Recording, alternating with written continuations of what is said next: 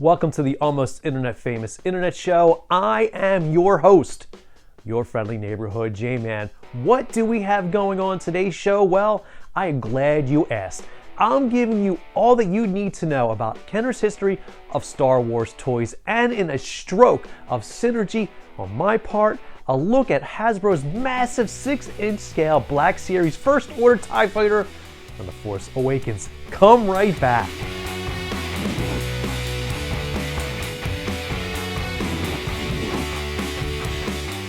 And now, the aggregator of awesome, the curator of cool, my dad, your friendly neighborhood Jaman. With the production of Star Wars in full swing back in 1976, George Lucas and 20th Century Fox came to an agreement on the marketing of the film, with Lucas getting most of the profits from the sale of merchandise.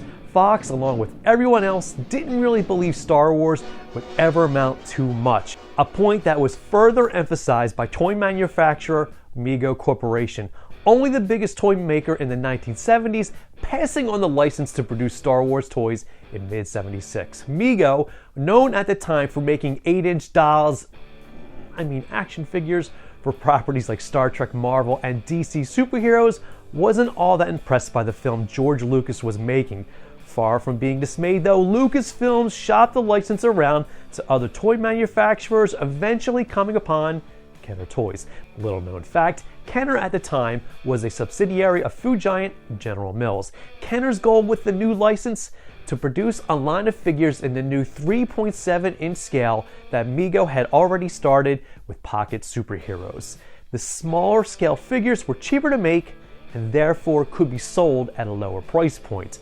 So unexpected was the public's response to Star Wars upon its initial release that Kenner was caught with their proverbial pants down when the clamor for toys eventually hit them. With the all-important Christmas season quickly approaching in 1976, Kenner needed to do something, and something quick. In what could be a total stroke of genius, Kenner sold empty boxes. Literally, the early bird certificate, as it was called, was a box that contained a cardboard display stand, some stickers, and a certificate to be mailed in later in exchange for the figures that were pictured on the box. And I'm telling you, there were no figures inside. The public's response to it wasn't very positive, but still people bought them anyway. By 1978, it didn't matter. Kenner had a hit on their hands. They followed up the initial wave with 8 additional figures, along with vehicles and playsets. By the close of '78, Kenner would make over $100 million in Star Wars toys alone. We'll be back with Hasbro's Black Series First Order Special Forces TIE Fighter right after this.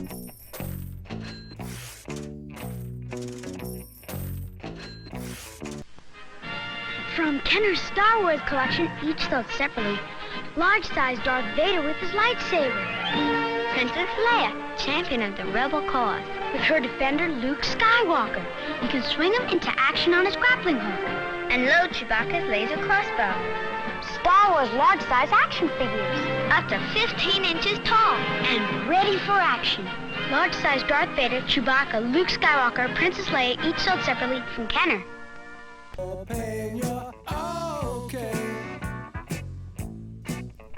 Welcome back. At 2015 San Diego Comic-Con, Hasbro gave a sneak peek to the world some of its offerings for the then unreleased Star Wars The Force Awakens film. Among the deluge of images to come out of SDC was a Black Series, I'm talking 6-inch scale mind you, First Order Special Forces TIE Fighter with TIE Fighter pilot.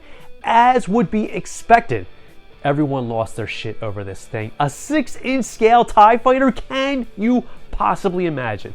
Reports coming out of San Diego put this monstrosity at over 2 feet tall, able to fly, and was powered by cold fusion. Okay, perhaps some of that was an exaggeration, but in the weeks leading up to the movie's release, as the First Order Special Forces TIE Fighter began hitting store shelves, one thing was definitely clear. This thing was massive. Have you ever had that feeling of disappointment when you finally get a collectible that you really wanted and you get it out of its packaging and it's not nearly as impressive out of the box as it was in, and you totally regret ever getting married and having 4 kids? Or maybe that last part is just me. Anyway, the First Order Special Forces TIE Fighter is even more impressive out of the box. It measures 21 inches panel to panel, and it stands 24.5 inches top of panel to bottom. Out of the box, the fighter is basically three main parts: the body and the panel wings. Everything snaps together rather easily. There are an additional 3 parts that snap onto the body. Laser cannons at the bottom that happen to rotate conveniently enough.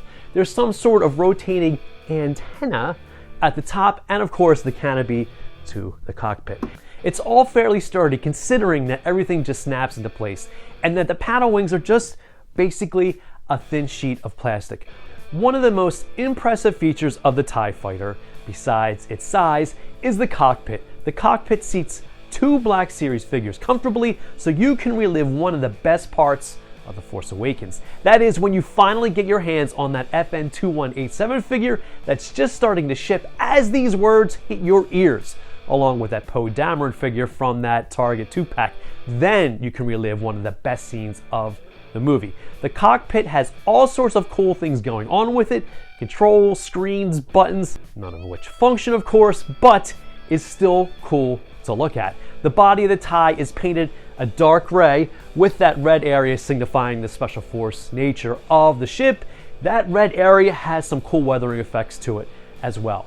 The inner parts of the panel wings are a textured light gray, with the trim being a dark gray, the same as the body. The panels have some cool detailing at the center as well.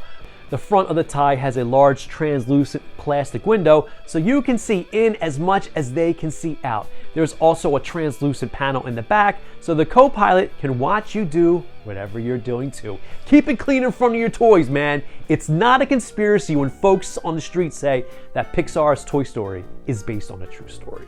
The First Order Special Forces TIE Fighter also includes a handy-dandy TIE Fighter pilot. The figure that's included with the ship is just slightly different from the Black Series First Order pilot that's shipping right now. This particular one has 2 red stripes on the helmet, and the life support hose going to the helmet is black, as opposed to the dark gray of the standard issue Black Series pilot. Other than that, I'm fairly certain it's the same figure.